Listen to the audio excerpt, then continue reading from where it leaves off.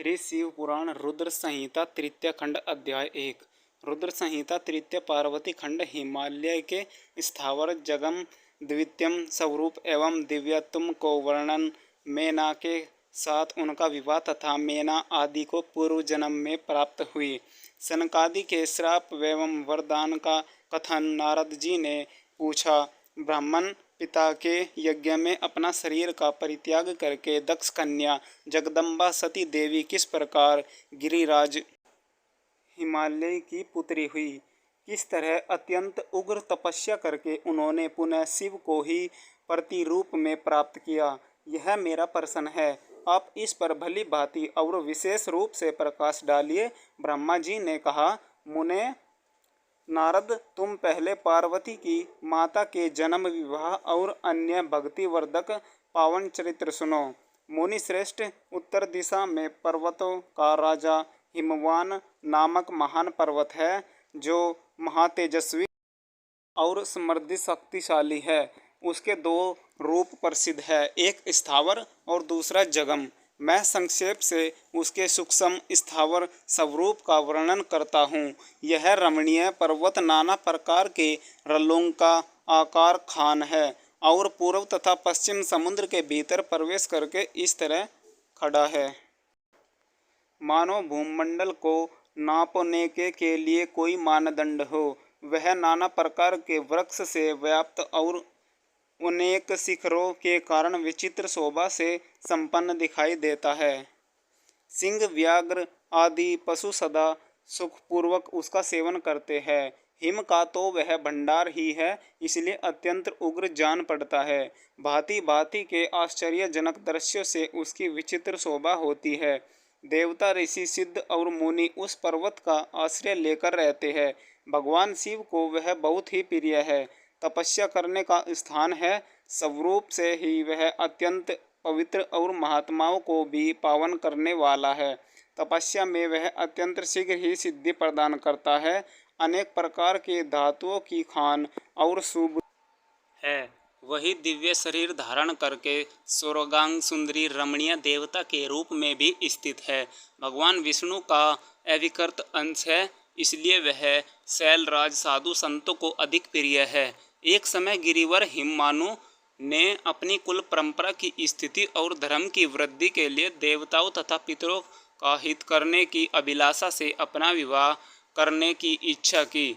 मुनीश्वर, उस अवसर पर संपूर्ण देवता अपने स्वार्थ का विचार करके दिव्य पितरों के पास आकर उनसे प्रसन्नता पूर्वक बोले। देवताओं ने कहा, पितरों, आप सब लोग प्रसन्नचित होकर हमारी बातें सुने, और यदि देवताओं का कार्य सिद्ध करना आपको भी अभिष्ट हो तो शीघ्र वैसा ही करें।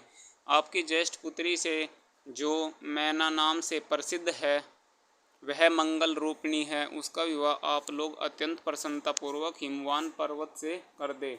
ऐसा करने पर आप सब लोगों को सर्वथा महान लाभ होगा और देव के दुखों का निवारण भी पग पग पर होता रहेगा। देवताओं की यह बात सुनकर पितरों ने परस्पर विचार करके स्वीकृति दे दी और अपनी पुत्री मैना को विधि पूर्वक हिमालय के हाथों में दे दिया। उस पर मंगलमय विवाह में बड़ा उत्सव बनाया गया। मुनीश्वर नारद, मैना के साथ हिमालय के शुभ विवाह का यह सुखद प्रसंग मैंने तुमसे प्रसन्न पूर्वक कहा है। अब और क्या सुनना चाहते हो?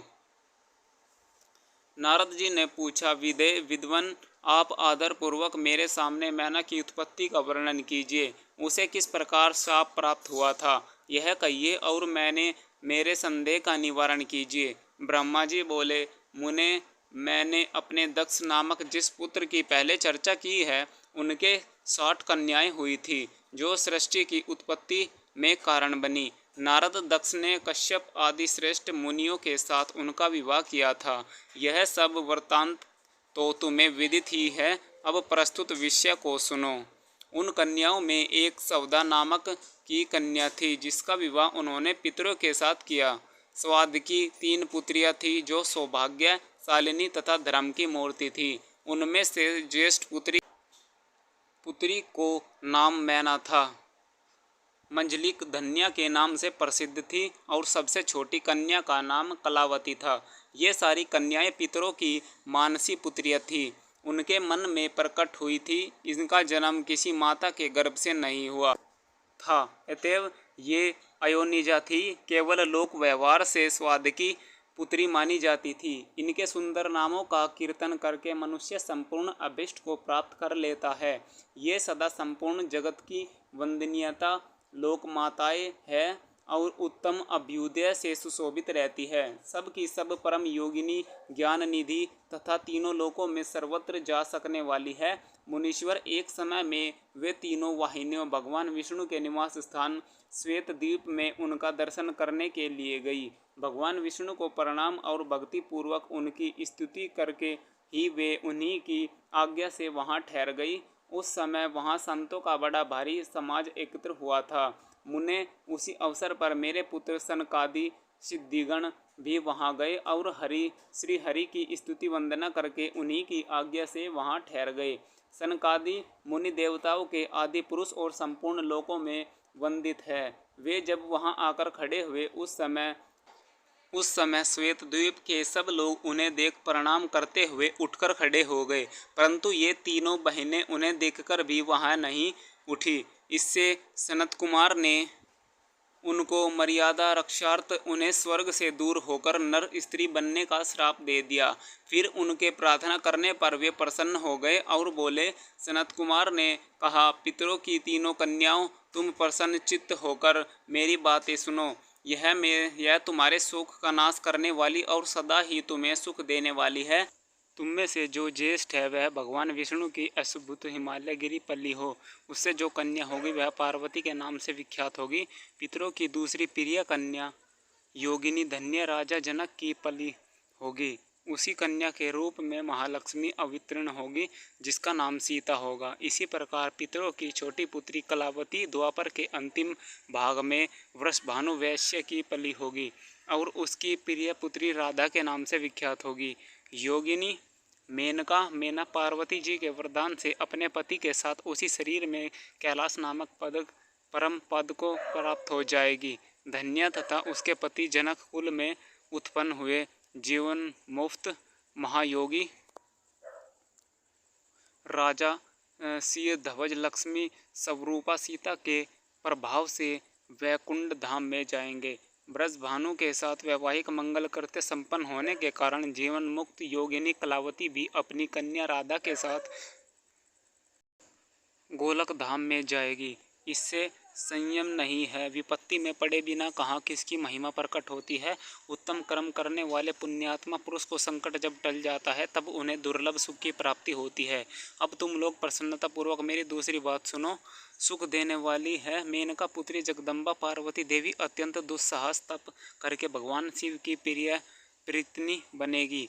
धन्या की पुत्री सीता भगवान श्री राम जी की पत्नी होगी, जो लोकाचार का आश्रम से श्री राम के साथ विहार करेगी। साक्षात गोलोक धाम में निवास करने वाली राधा ही कलावती की पुत्री होगी। वे गुप्त स्नेह में बंधकर श्री कृष्ण की प्रियतमा बनेगी। ब्रह्मा जी कहते हैं, नारद इस प्रकार श्राप के ब्याज से दुर्लभ वरदान देकर सबको द्वारा प्रशंसित करके भगवान सनत कुमार मुनि भैया सहित वहीं अंतर्ध्यान हो गए। तात पितरों की मानसी पुत्री वे तीनों बहनें इस प्रकार श्राप मुक्त होकर सुख पाकर तुरंत अपने घर चली गई। ओम नमः शिवाय। प्लीज़ हमारे चैनल को सब्सक्राइब करें। धन्यवाद।